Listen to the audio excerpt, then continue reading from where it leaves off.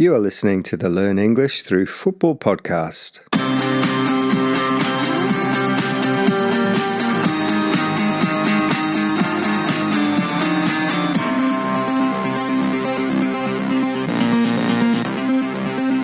Hi everyone, and welcome to this week's football language podcast for English learners who love the beautiful game. I'm Damon, speaking from a beautiful sunny Tokyo. How's the weather where you are? And what about London, where my co-host Damien is based? How are things, Damien?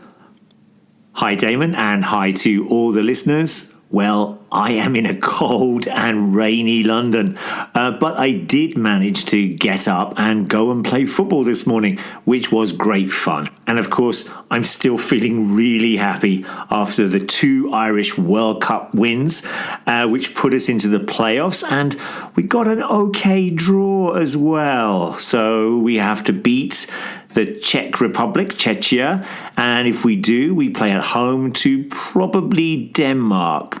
Difficult, but doable. Yeah, well done to Ireland, and as you say, they missed the side of the playoff draw with Italy, so it's certainly doable. Now, we'll be hearing from Damien later in the show when he gives his prediction for the big North London derby, which is scheduled for Sunday. And we'll also talk a little more about Ireland's win when I look at the main football phrase for this week's podcast, Roy of the Rovers stuff. Vous écoutez languagecaster.com. Thank you for that message, which was in French. And yes, you are listening to the Learn English Through Football podcast. Remember that our new website address is now learnenglishthroughfootball.com.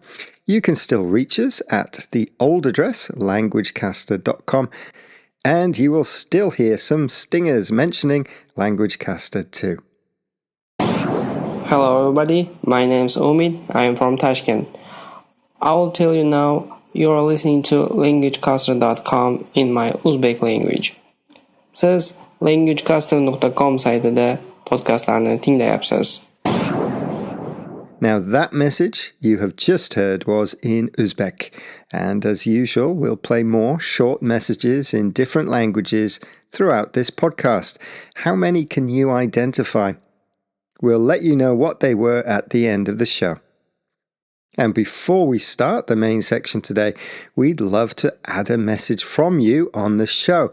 Why don't you record yourself saying you are listening to the Learn English Through Football podcast in your language and send it to contact@learnenglishthroughfootball.com. We'll feature it on our upcoming show. If you're short on time, just give us a like or rate us on your favorite podcast platform. Thank you.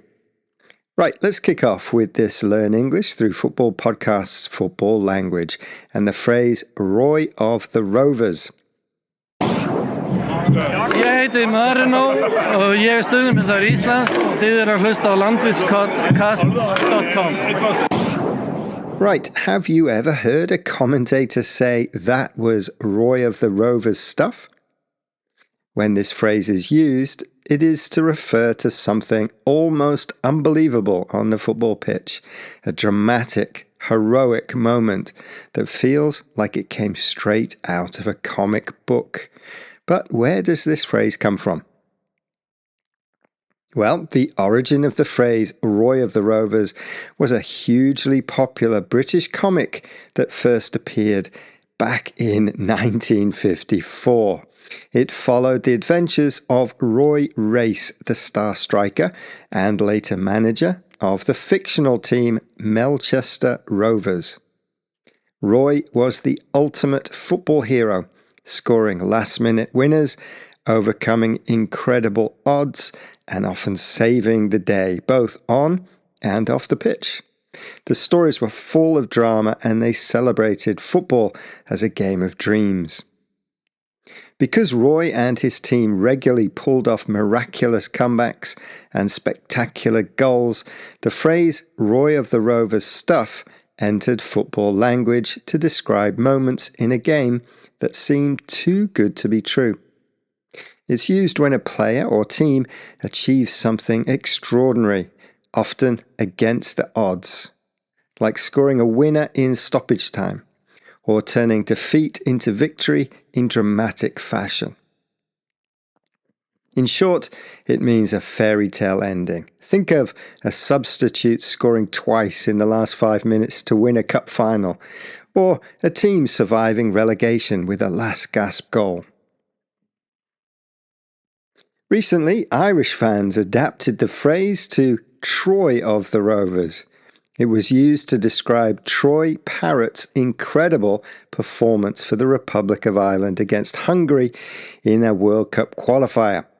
Ireland needed a win to keep their chances of qualifying for the World Cup alive, but they were 2-1 down with 10 minutes to go. Parrott scored to make it 2-2, and then, deep into stoppage time, he completed his hat-trick with a dramatic winner. The goal sent Ireland to the playoffs.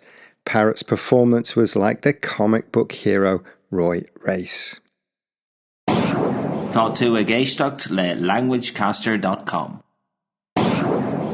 Right, let's move on to our prediction section and the North London derby between Spurs and Arsenal. We'll hear Damien in a moment give us his predictions for this big match. And remember, he's a Spurs fan.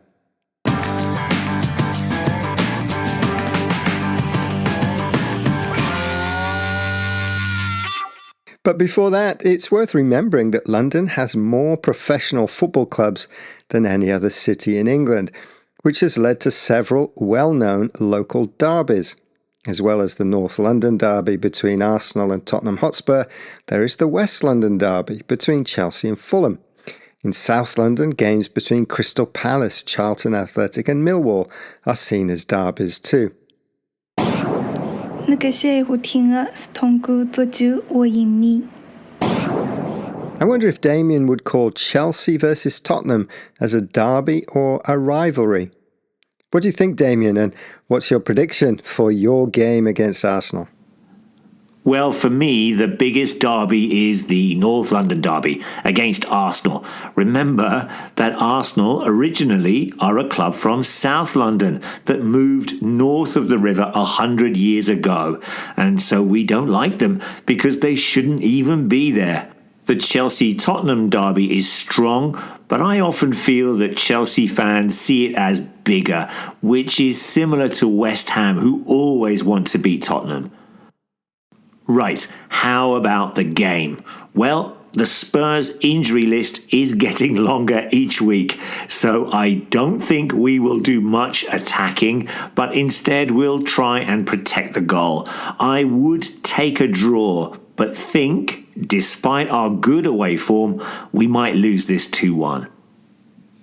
I think you might get the draw you want, and I think it'll be 1-1 with a late equaliser for Spurs after Arsenal go ahead from a set piece.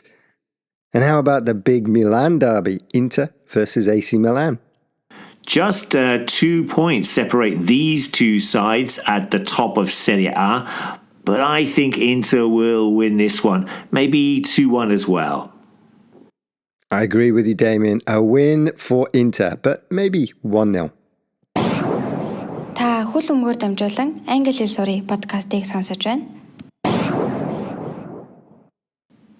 How about practicing your predictions language with us? What do you think will happen in any games that you are watching over the weekend? Let us know by coming along to our site and leaving a comment either below this post or on our forum. We think it's a really nice way to practice some of your writing, and you could even leave a predictions voice note as well. And of course, don't forget we have a huge glossary of football terms with hundreds of expressions, phrases and cliches about the beautiful game of football. Hola a todos, estáis escuchando languagecaster.com. Yes, you are listening to the Learn English Through Football podcast, and that message was in Spanish.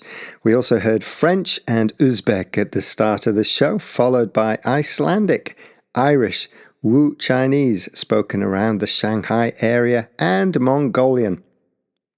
Let us know if you want us to explain any football phrases or language that you have heard recently by sending us an email to contact@learnenglishthroughfootball.com. Alternatively, you can leave a post on our forum. Just come along to the site. You can find it by searching for Learn English Through Football. Enjoy all the football this week. We'll be back again early next week with another weekly football expression. And we'd really appreciate it if you could share our podcast with your friends and give us a like on your favourite podcast platform. Ta-ra! Bye-bye!